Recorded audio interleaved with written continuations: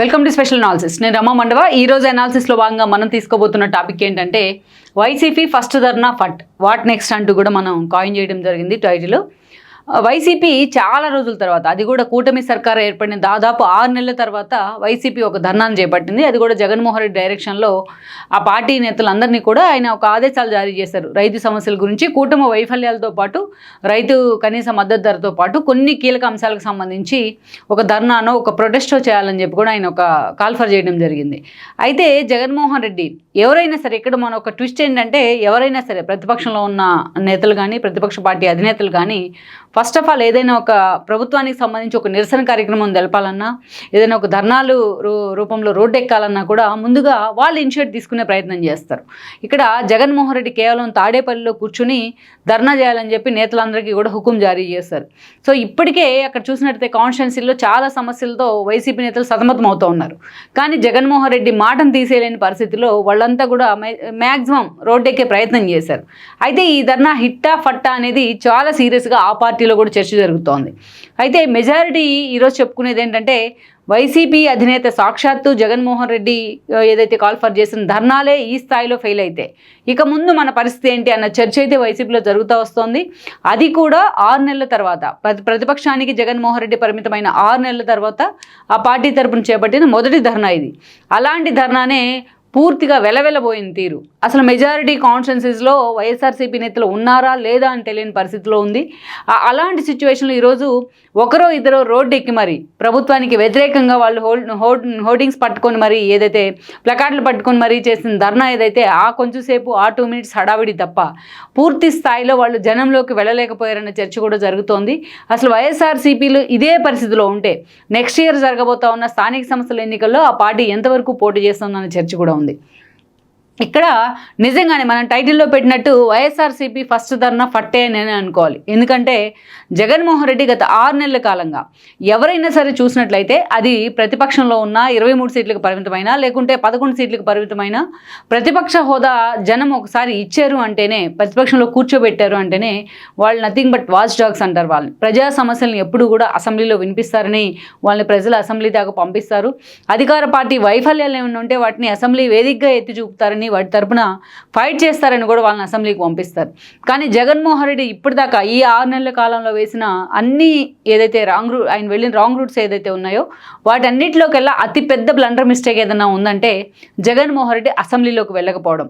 యాక్చువల్గా జగన్మోహన్ రెడ్డి తనకు ప్రతిపక్ష నేత హోదా ఇవ్వరనో, యాక్చువల్గా జనమే ఇవ్వలేదు ఆయనకి. 11 సీట్లకు పరిమితం చేశారు. 18 సీట్లు కూడా కావాలి ఈరోజు ప్రతిపక్ష హోదా రావాలి అంటే.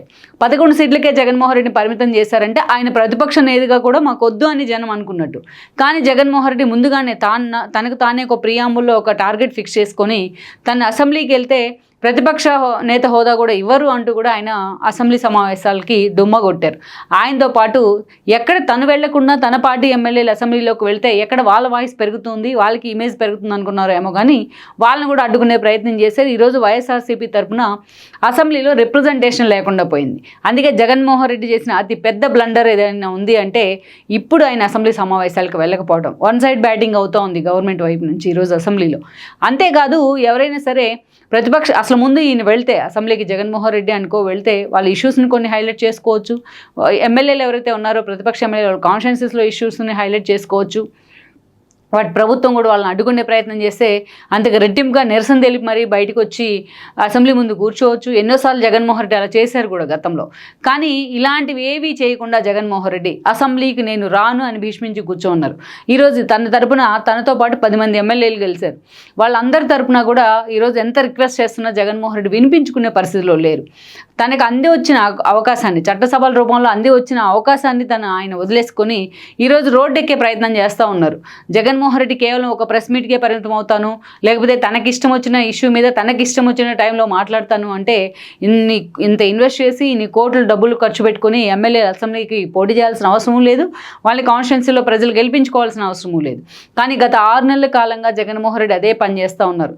ఎప్పుడో 6 రోజులకోసారి ఆయన మీడియా ముందుకు రావడం, ఒక ప్రెస్ మీట్ పెడతాం 10 నిమిషాలు, చంద్రబాబు నాయుడు తిడతాం, అంతేగాని తన పార్టీని బలోపేతం ఎలా చేయాలన్న అంశం మీద దృష్టి పెట్టకపోవడం కామన్గా ఇదే ఇష్యూ జరుగుతూ వస్తుంది. అయితే ఇవాళ రోజును చూసినట్లయితే జగన్మోహన్ రెడ్డి ఫస్ట్ ధర్నా రైతు కనీస మద్దతు ధర మొదలుకొని అనేక అంశాల మీద కూటమి వైఫల్యాల పేరుతో ఆయన ఒక ప్రొటెస్ట్కి కాల్ ఫర్ చేశారు. ఎవరైనా అధినేత ప్రొటెస్ట్కి కాల్ ఫర్ చేస్తే ముందుగా వచ్చి ఆయన కూర్చుంటారు. విజయవాడలోనూ అమరావతి ప్రధాన కేంద్రంగా ఉన్న దగ్గర ఎక్కడో చోట పలువురు నేతలతో కలిసి తన పార్టీ నేతలు అక్కడ కూర్చొని ప్రొటెస్ట్ చేస్తారు. ఏకంగా పార్టీ అధినేత రోడ్డు మీదకి వచ్చారు కాబట్టి మిగతా నేతలు కూడా రోడ్డు మీదకి రావాల్సిన పరిస్థితి, గత్యంతరం లేని పరిస్థితి అప్పుడు ఏర్పడుతూ ఉంది. కానీ ఇక్కడ చూసినట్లయితే జగన్మోహన్ రెడ్డి కేవలం ధర్నాకు పిలుపునిచ్చారు. ఆయన తాడేపల్లిలో తలుపులు విడాయించుకొని కూర్చున్నారు. ఈరోజు చిన్న చితకా నేతలందరూ కూడా రోడ్డెక్కాలంటే భయపడుతున్న పరిస్థితి ఉంది. ఎందుకంటే వాళ్ళ మీద చాలామంది మీద వైఎస్ఆర్సీపీ గత ప్రభుత్వంలో తన ప్రభుత్వంలో చేసిన అరాచకాలకు సంబంధించి చాలామంది నేతలు ఇప్పుడు కేసుల మీద పడ్డే వాళ్ళ మీద జైలుకి వెళ్తూ ఉన్నారు. లైక్ మనం ఏదైతే చూసినట్లయితే లేటెస్ట్గా నాని లాంటి వాళ్ళు, పేరుని నాని లాంటి వాళ్ళు ఎక్కడో అప్స్కాండ్ కూడా అయ్యి ఉన్నారు పోలీసులకు దొరకకుండా, ఇది గోదాములకు సంబంధించి అక్రమ నిల్వలకు సంబంధించి బియ్యానికి సంబంధించి. సో ఈరోజు చూసినట్లయితే కొడాలి నాని మొదలుకొని వంశీ వరకు అనేక మంది మీద, రోజా మొదలుకొని అనేక మంది నేతల మీద కేసులు ఉన్నాయి. ఈరోజు ఒక దేవినేని అవినాషో లేకపోతే ఒక జోగి రమేష్ లాంటి వాళ్ళ మీద మెజారిటీ కేసులు ఉన్నాయి. ఈరోజు వాళ్ళంతటిగా వాళ్ళు వచ్చి మీడియా ముందు మాట్లాడే పరిస్థితి లేని సిచ్యువేషన్లో వైఎస్ఆర్సీపీ తరఫున ధర్నా చేస్తే ఇక ఎటు తిరిగి ఎటుపోతుందో తమ కెరీర్ అన్న ఆందోళనలో ఉన్నారు. మరోవైపు చూస్తే ఈ 6 నెలల కాలం చంద్రబాబు నాయుడు తిట్టడానికే జగన్మోహన్ రెడ్డి సమయం కేటాయించారు. తన వైఫల్యాలు ఏంటి అని గుర్తించడానికి కూడా ఆయన సమయం కేటాయించలేదు. అంతేకాదు కాన్స్టిట్యున్సీల్లో అనేక మంది ఆర్థిక ఇబ్బందులతో అతలాకుతలం అవుతూ ఉన్నారు వైఎస్ఆర్సీపీ నేతలు. వాళ్ళందరినీ కూడా పిలిపించుకొని ఒక్కరోజు జగన్మోహన్ రెడ్డి మాట్లాడే ప్రయత్నం చేయలేదు. ఈవెన్ పులివెందులు వెళ్తే స్థానికంగా ఉన్న వైఎస్ఆర్సీపీ కాంట్రాక్టర్లే ఆయన పర్యటన అడ్డుకున్న పరిస్థితి ఉంది. ఇక చాలామంది నేతలు ఈరోజు చూసినట్లయితే ఒక కిలార్ రోసే మొదలుకొని అనేక మంది, ఒక బాలినేని దాకా ఒక లేటెస్ట్గా చూస్తే ఒక గ్రంథి శ్రీనివాస్ మొదలుకొని ఒక అవంతి శ్రీనివాస్ దాకా ఎంతోమంది నేతలు జగన్మోహన్ రెడ్డి మీద తిరుగుబాటు జెండా ఎగరేస్తూ ఉన్నారు, బయటకు వెళ్తూ ఉన్నారు. ఈ 6 నెలల్లో ఒక్కగానొక్క నేతనైనా సరే జగన్మోహన్ రెడ్డి పిలిపించుకొని కూర్చోబెట్టుకుని వాళ్ళని పార్టీ నుంచి వెళ్ళొద్దు అని బుజ్జగించిన పరిస్థితి అయితే లేదని అనుకోవాలి. అందుకే పార్టీ తరఫున గట్టిగా వాయిస్ వినిపించే నేతలను కూడా ఒక బాలినేని కావచ్చు, ఒక గ్రంథి శ్రీనివాస్ కావచ్చు, ఒక కిలా రోషి, ఇలాంటి వాళ్ళందరినీ కూడా జగన్మోహన్ రెడ్డి వదులుకుంటూ ఉన్నారు ఈరోజు. అందుకే జగన్మోహన్ రెడ్డి మీద కాన్ఫిడెంట్ లేని పరిస్థితుల్లో నిన్ను నమ్మలేం దొరా అని పార్టీ నేతలు అనాల్సి వస్తుంది. అదేదో సినిమా డైలాగ్ లాగా, లీడర్ సినిమాలో డైలాగ్ లాగా.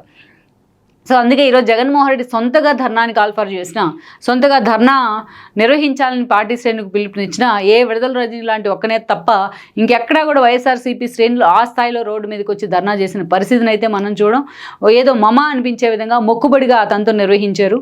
ఇది ఇలాగే కొనసాగినట్లయితే జగన్మోహన్ రెడ్డి రాబోయే కాలంలో ఆ పార్టీ పుంజుకోవడం అలా పక్కన పెడితే లోకల్ బాడీస్ ఎన్నికల్లో కూడా వైఎస్ఆర్సీపీ పోటీ చేసే పరిస్థితి లేదన్న చర్చ ఆ పార్టీలోనే జరుగుతోంది.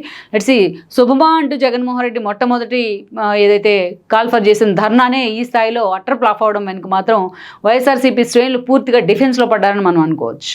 ఈ వీడియో మీకు నచ్చినట్లయితే please share, like and subscribe.